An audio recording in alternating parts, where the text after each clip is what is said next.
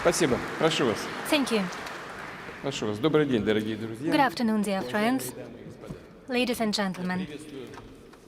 I welcome the participants and guests of the Russian Energy Week, a prominent and recognized dialogue platform on key global energy issues.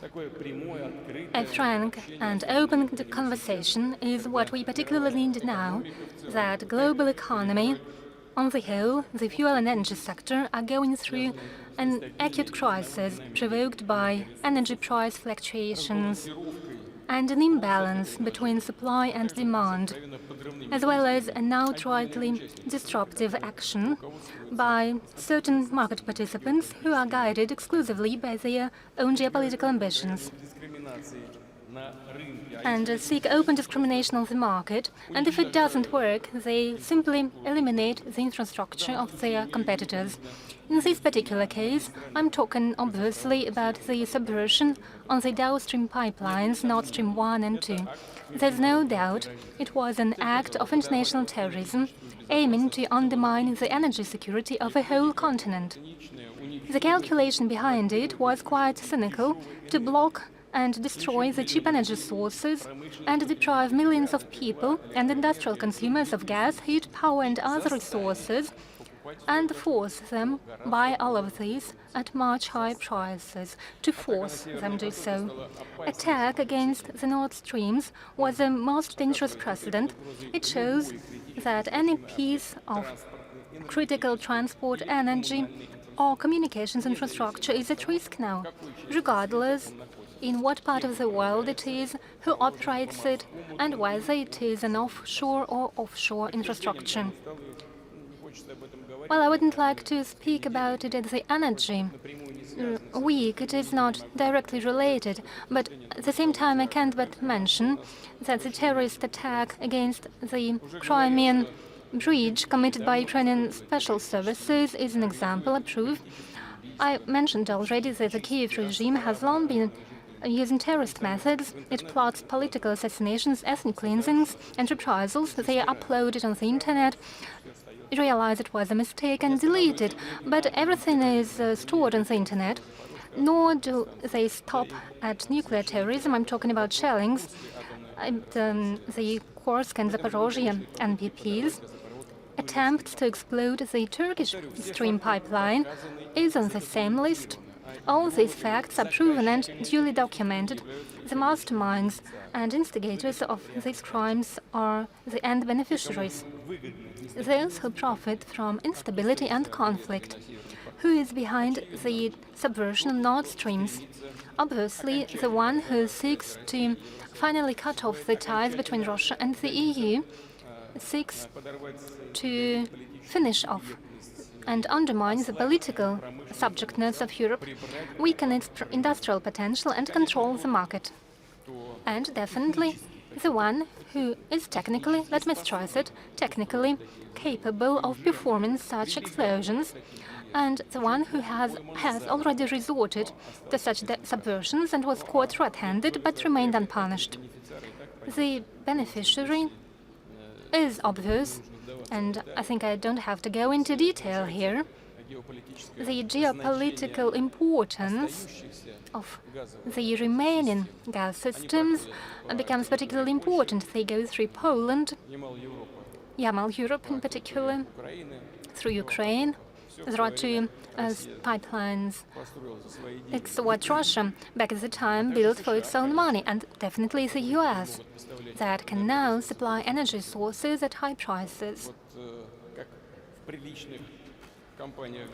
As they say, in decent societies, highly likely it's all clear. We understand, we know who is the beneficiary, who is behind all this. Now they can impose on European countries large volumes of the natural gas from the US that can't compete with Russian pipeline gas, because prices for the US LNG is much higher. Everyone had known it before and now particularly. But there are additional risks apart from the prices. The risk is that these supplies are unstable and at any time they can be rediverted to other parts of the world. That's what we have witnessed. And quite recently, when US tankers shipping LNG to Europe turned halfway and changed their points of destination because owners of the LNG were offered a higher price elsewhere. The interests of European consumers were neglected.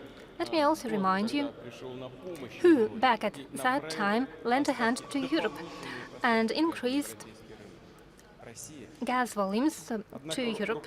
It was Russia, but leaders of these countries prefer not to think of it. On the contrary, they consider it possible to blame us as a neutral partner and supplier. Are we denying the supplies? We are ready to supply and we are doing so in accordance with the contracts. We are supplying the whole volumes under the contracts. If someone doesn't want to buy our product, what can we do with it? It's your decision. On many occasions did I stress that the Nord Streams have no political aspects whatsoever. These are commercial projects with equal participation of Russian and European companies, meaning that the future of the pipelines, of the streams, is something that Russia and our partners in the EU should decide together. Let me say this. The pipelines running through the bottom of the Baltic Sea can be repaired, obviously, but it will make sense only in case their further use is economically justified, and definitely when the security is guaranteed. This is a prime condition. If, together with our European colleagues, we take together the decision to supply gas through the remaining one string of Nord Stream 2, apparently it still remains operational, and unfortunately we are not allowed to test it, but the pressure remains stable. Probably it was impaired. We don't know, we can say it. We are not participating in the investigation, but the pressure is stable, so it remains operational. Its capacity is 27.5 billion cubic meters a year, or about 8% of total gas imports to Europe. Russia is ready to start such supplies. The ball is in the court of the EU. If they want, they can just open the tap. Let me reiterate, we don't limit anyone. In particular, we are ready to supply additional volumes in autumn and winter. More than once, including from the platform of the Russian Energy Week, did I elaborate on the root causes and nature of this crisis, including excessive obsession with renewables to the detriment of hydrocarbons. Well, definitely, one should deal with renewables, sun, wind,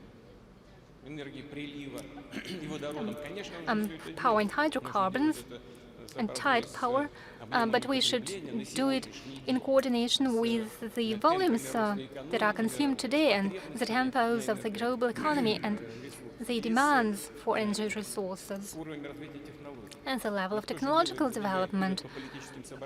But for political motives, one shouldn't run ahead. But that's exactly what they were doing, and so there we are. And rollback of nuclear energy is in the same list. A shift from long-term gas contracts to the spot prices is another example. Experts estimate that this year alone, the spot price building mechanism for gas will incur in Europe a loss of over 300 billion euros, or around 2% of the Eurozone GDP. This could have been avoided if long-term oil-linked contracts had been used. The difference... professionals are assembled here, you understand what I'm talking about. The difference between the spot market and the long-term contracts, the prices under the contracts, is 3 to 4 times. Who's done it? Was it us? No. They have imposed it on us. They simply forced Gazprom to shift to the link to the spot market, and now they are deploring it. They are to blame themselves. It's clear how this problem with the prices will be dealt with if the prices remain high. We've seen it in the past. With regard to other goods, they'll simply print money. In the past year alone, the money supply in the EU increased by 1 trillion euros. But the problem is that for this money, Europe, just as in the case of other goods like food, will buy up gas from the world market. Hence, the Romanian countries will have to pay more for these resources. The resources, the volumes entering the European markets are sold at exorbitant prices, and it triggers inflation in its turn. In the Eurozone, it has already reached the level of 10%. Common European citizens are suffering.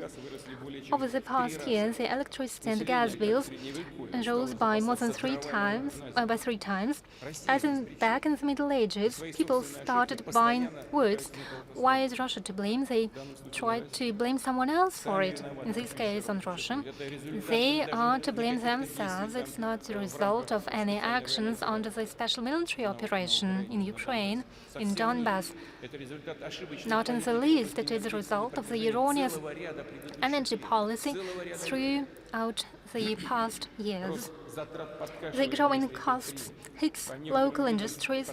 For some goods, there is a double-digit decrease in the production output. Deprived of affordable energy resources from Russia, European businesses are forced to close or look for better conditions in foreign jurisdictions. This process is ongoing. Here, I cannot but refer to some statistics.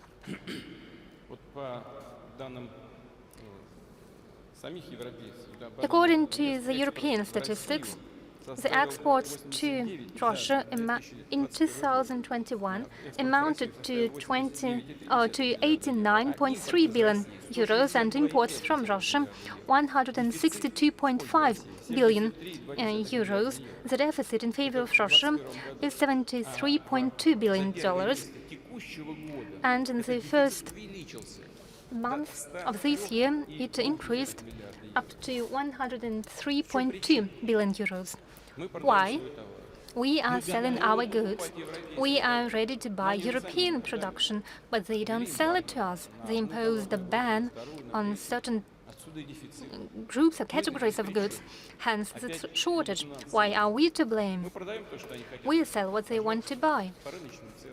On market prices, for market prices, we are ready to buy, but you are not selling. So the shortages are growing. Well, we are not to blame. You shouldn't abandon the cooperation with Russia. And let me also say this. European officials of the top level are stressing themselves. The European well-being of the past decades was largely based on cooperation with Russia. The repercussions of the partial ban on Russian goods are already affecting the economies and citizens of Europe, but instead of working to regain their competitive advantages, their own competitive advantages in the form of cheap and reliable energy sources from Russia, the Eurozone countries only exacerbate the situation. In particular, they decided to put a price cap on crude and refined oil from our country. It's not what the EU is doing, also the US. They plan to start applying it in December. In this context, let me quote the American economist, Nobel Prize laureate Milton Friedman, quote, "If you want to create a shortage of tomatoes, for example, just pass a law that retailers can't sell tomatoes for more than 2 cents per pound. Instantly, you'll have a tomato shortage. It's the same with oil or gas." End of quote. Let me remind you, Milton Friedman died in 2006. He had nothing to do with the Russian government and can't be considered as an agent of Russia. this might seem a banality, but the leadership of some European countries, as bureaucratic top, ignores these obvious considerations. On someone else's order, they deliberately pursue the policy leading to deindustrialization of their countries and decreasing the quality of life of their people. This will entail irreversible consequences. It should be crystal clear, if the price of oil from Russia or other countries is restricted, if some artificial price caps are introduced, this will inevitably deteriorate the investment climate in the whole global energy sector. It will further trigger growing global deficit in energy and further price growth. And once again, it will deal a blow to the poorest states primarily. These are inevitable consequences that are clear, and the world-renowned experts, and I've already quoted them, talked about this all the time. No interventions or releasing of oil reserves will rectify the situation. There would simply be no available resources in needed quantity, and you should understand that, finally. The thing is that, due to assertive promotion of the green agenda, and of course this should be supported, as I've mentioned, but you need to do it in a reasonable way.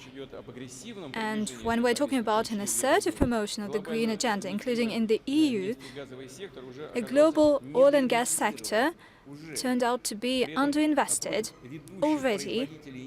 At the same time, the leading oil producers, and I'm talking about some 20% of the global industry, they were sanctioned by the EU and the US. As a result, in 2020-2021, the investment in oil and gas production dropped to the minimal level of the past 15 years. Do you see that? In 2020-2021, way before the beginning of our special military operation in Donbass. And this investment turned out to be over 2 times lower than in 2014 due to the actions of the so-called Western politicians. The business underinvested some $2.5 trillion US. I will mention it in particular, but what does the OPEC Plus decision have to do with that? The OPEC Plus decision is aimed at balancing the global market, but they found this scapegoat, and it's not quite clear. They hide their mistakes behind that, but I will tell it additionally. Let me note another important aspect. Let's assume that, as I've already mentioned, a notorious oil price cap is introduced, but who would give you any guarantees that such a price cap would not be introduced in other sectors of economy, in agriculture, in semiconductors industry, in fertilizers, in metallurgy? And I'm talking about price caps not only on Russia, but also on other countries of the world. Nobody will give such guarantees. And that means that by their reckless decisions, some Western politicians are putting at risk the global economy. They are destroying the well-being of the whole humanity. The Western neoliberal masterminds already have an experience in destroying traditional values, and we already see this, and it looks like they now switch to the freedom of entrepreneurship. Russia has always lived up to its commitments, and that is what makes us completely different from Western states. They cynically refuse to implement concluded contracts in finance and technology, in equipment supplies and maintenance. Let me say one thing: Russia's actions will not defy common sense.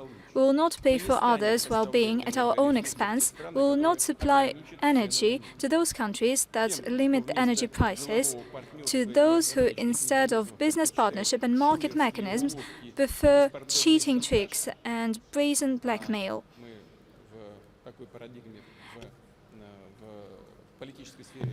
And we've been living in this paradigm, political paradigm, for over a decade. And let me say that we will not act to our detriment.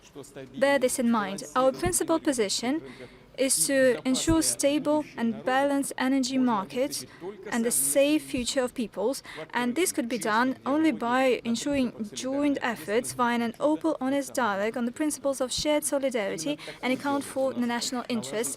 And it is this kind of dialogue that we enjoy with our OPEC Plus partners, and I've already mentioned that. As you know, not so long ago, new arrangements were achieved within this agreement. They take into account primarily the trends in oil supply and demand, as well as long-term investment programs in oil sector. As I've already mentioned, this sector has been underinvested clearly. In October, the oil output quota for our countries will remain at the August level, and later on it will be reduced by 2 million barrels per day. We expect that these decisions will suit both the oil producers and the oil consumers.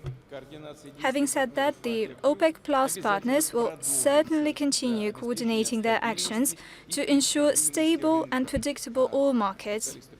And the experts understand that the issue of predictability is key here.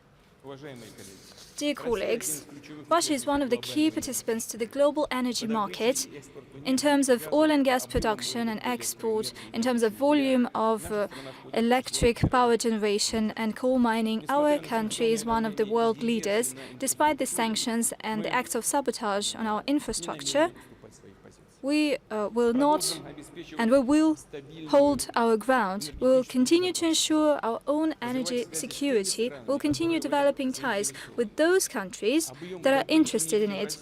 The level of oil output in Russia has already overcome the decline, and it stands somewhat higher than last year.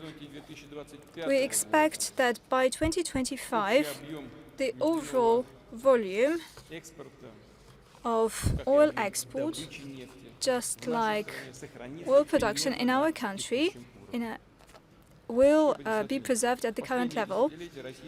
Over the past decade, Russian oil production has been mainly largely dependent on foreign equipment, but by 2025 we expect to increase the share of Russian equipment in the industry to 80%.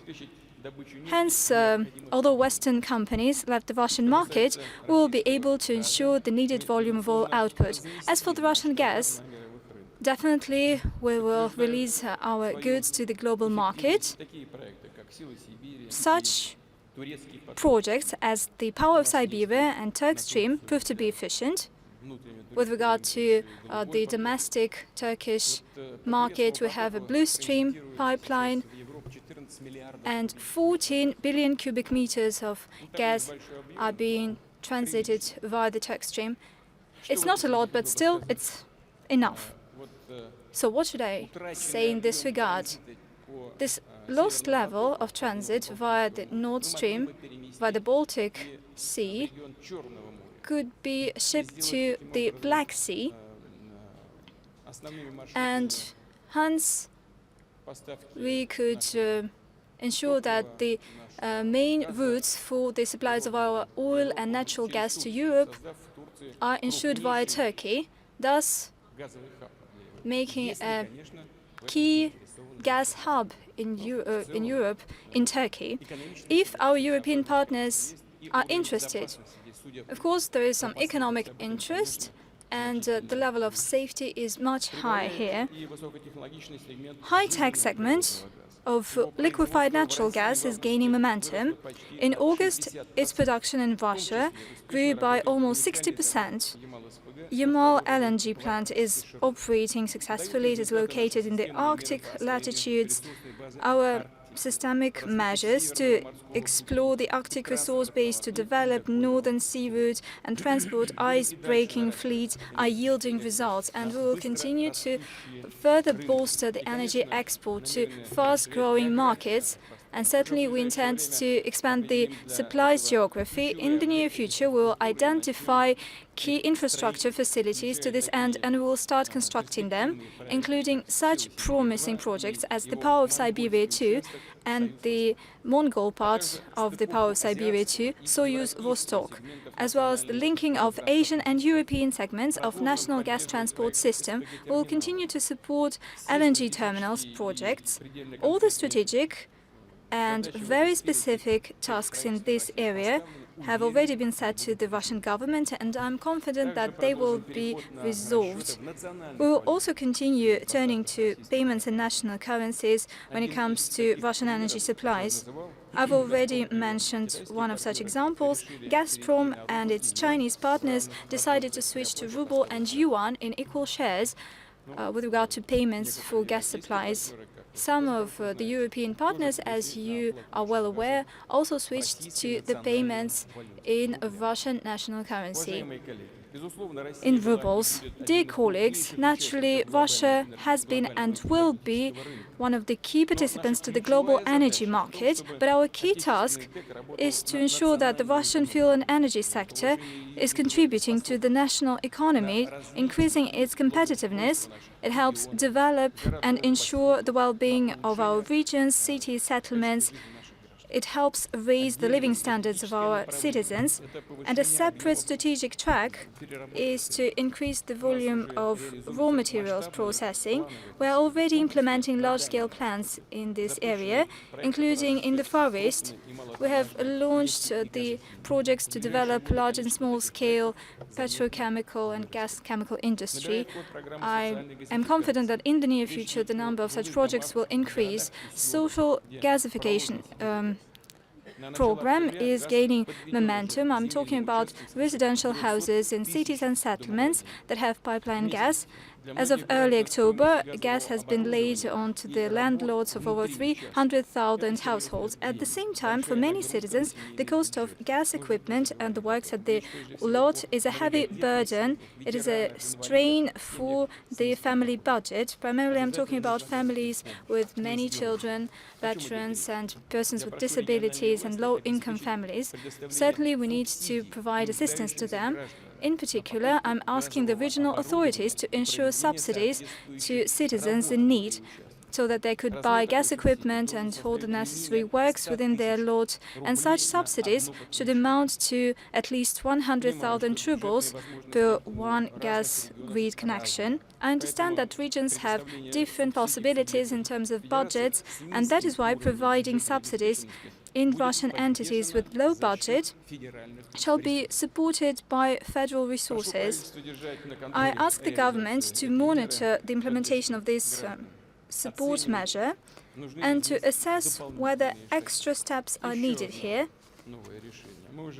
And there's another new decision. We have already agreed to include schools in social gasification program and to build gas supply systems there. I believe that it would be right if soon the government, together with Gazprom, could take similar decisions with regard to the medical facilities, hospitals, clinics, first aid stations. Hence, the key social facilities for the territories, both medical and educational ones, will receive the source of cheap and clean energy, which is especially important for the rural area. Overall, given new requests from the citizens and expanding number of connected facilities, I instruct the government to extend the program of social gasification beyond 2022. And another thing, despite the challenging economic situation, external restrictions, the capacities of Russian electric energy sector continues to be updated. This year, we put into operation and modernized facilities for over 2,000 megawatts. Such a systemic approach allows us to keep energy prices in Russia at the lowest level in Europe. Let me remind you that in the EU countries, this year alone, these prices grew multifold. Special attention should be paid to increasing the safety of the power grid. For the regions with the most difficult situation, special programs were developed this year, and I ask the government to start implementing them as soon as possible. Dear friends, the modern global energy sector faced unparalleled challenges and problems. Over many years, the international community has been dragged into this situation by short-sighted, flawed actions of a whole number of states. I've already mentioned that, and I believe that I was pretty convincing. The search for a constructive way out of this situation certainly should be the subject of meaningful expert discussions, namely at the platform of the Russian Energy Week. Let me reiterate, Russia is ready to have a trust-based partnership in the energy sector that would serve the benefit of sustainable development of our countries and the safe supply in affordable energy. And we know that such an approach is shared by the overwhelming majority of our partners and the states of the globe. I wish you successful work, and I thank you for your attention. Thank you. I wish you all the best.